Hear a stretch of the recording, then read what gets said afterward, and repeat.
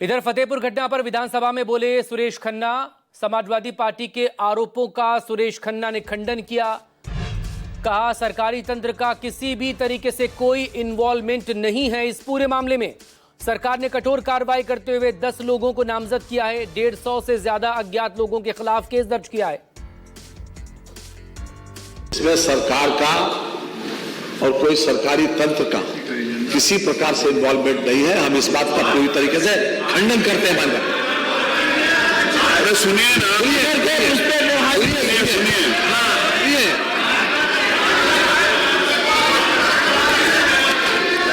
सुनिए मान भाई, ये सुनिए पूरी बात। कोई विषय है तो बात का सुनिए।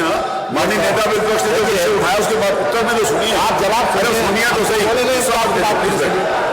पूरी अगर कोई विषय है तो आनंद जी बताइए। ये क्राइम नंबर 300। सुनिए वो पूरी बात। आपने विषय उठाया तो उत्तर में तो सुनिए, सरकार का पक्ष में तो सुनिए। Crime number 319।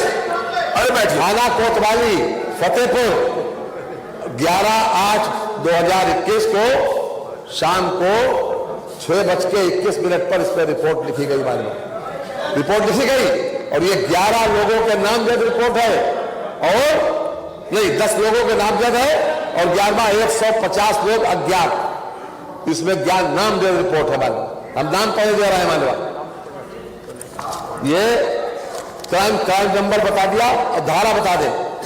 भारतीय न्याय संहिता 190, 191(2), भारतीय न्याय संहिता BNS 191(3), भारतीय न्याय संहिता BNS 301, 196, आपराधिक कानून संशोधन 7 क्रिमिनल लॉ अमेंडमेंट एक्ट 7, सार्वजनिक संपत्ति नुकसान निवारण अधिनियम 2 और सार्वजनिक संपत्ति नुकसान निवारण अधिनियम 3। ये अपने आप में कल की जो घटना थी बाकायदा इसमें रिपोर्ट पंजीकृत हुई और पूरी तरीके से कानून अपना काम करेगा। जो भी कानून को अपने हाथ में लेने की कोशिश करेगा, जो भी कानून को अपने हाथ में लेने की कोशिश करेगा उसको न्यायिक प्रक्रिया के तहत दंड जरूर मिलेगा। जरूर मिलेगा।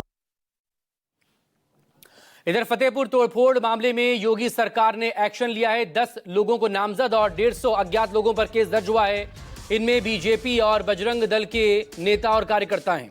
वीडियो के आधार पर और लोगों की पहचान की जा रही है और इसी को लेकर इस वक्त उत्तर प्रदेश की सियासत भी गरमाई हुई है। विधानसभा का सत्र चल रहा है। मॉनसून कल से इसकी शुरुआत हुई है और वहां पर भी जमकर हंगामा हुआ। इधर फतेहपुर तोड़फोड़ मामले में योगी सरकार ने एक्शन लिया। ये कल की तस्वीरें आपके सामने लगातार जो आप देख रहे हैं, ये कल की तस्वीरें हैं। उस वक्त की तस्वीरें जब फतेहपुर में बड़ी तादाद में लोग वहां पर पहुंच गए और इसके बाद मकबरे में उन्होंने तोड़फोड़ की। किधर रुक करेंगे इस वक्त लखनऊ का मेरे सहयोगी मानस श्रीवास्तव हमारे साथ जुड़े हुए। मानस, कल फतेहपुर में जो कुछ भी हुआ उसके बाद लगातार इसको लेकर राजनीति गर्म है और इस तमाम राजनीति के बीच पहले समाजवादी पार्टी की तरफ से सवाल उठाए गए तो अब ब्रजेश पाठक ने जवाब दिया और समाजवादी पार्टी पर आरोप लगाया समाज को बांटने का।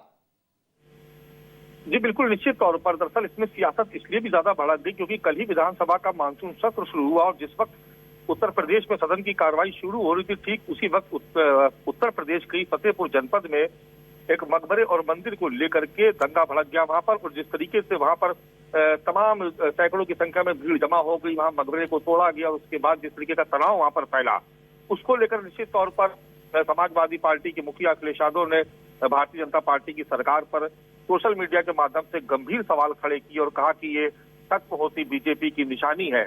इसके बाद उत्तर प्रदेश के डिप्टी सीएम ब्रजेश पाठक सामने आए। क्योंकि आप पिछले कुछ समय से देख रहे होंगे कि उत्तर प्रदेश के दोनों डिप्टी सीएम और समाजवादी पार्टी के मुखिया अखिलेश यादव के बीच में लगातार छोटी बड़े तमाम घटनाओं को लेकर के एक दूसरे पर आरोप प्रत्यारोप का दौर चलता रहता है। ठीक उसी समय उसका जवाब देते हुए ब्रजेश पाठक ने एक प्रेस नोट जारी करके उसमें उन्होंने लिखा कि किस तरीके से समाजवादी पार्टी की सरकारों में जाति और धर्म के आधार पर कार्रवाई होती थी। वो आगे भी लिख रहे हैं उसमें कि तुष्टीकरण किसी का नहीं लेकिन संतुष्टीकरण सबका किया जाएगा। और किसी मामले में आपको अपडेट कर दें कि आज उत्तर प्रदेश की विधानसभा में भी समाजवादी पार्टी की तरफ से मुद्दा उठाएगा जिस पर वित्त मंत्री और संसदीय कार्य मंत्री सुरेश खन्ना ने उसका जवाब दिया और इसमें सरकार के किसी भी तरीके के इन्वॉल्वमेंट को उन्होंने पूरी तरीके से नकार दिया और उन्होंने कहा कि सदन में वो इस बात का खंडन करते हैं कि इस मामले में सरकार ने की या सरकार की प्रशासनिक मशीनरी की किसी भी तरीके की कोई भागीदारी या संरक्षण जैसी बात नहीं है जी। इसमें तमाम लोगों के खिलाफ करीब 10 इसमें लोग नामजद किए गए इस घटना में और 150 लोगों के जो अज्ञात हैं उनके खिलाफ इस पूरे मामले में मुकदमा दर्ज किया गया है। ठीक, बहुत शुक्रिया आपका तमाम डिटेल के लिए। आप नजरें बना रखिए मानस। आगे बढ़ने से पहले इस वक्त की हेडलाइंस पर एक नजर।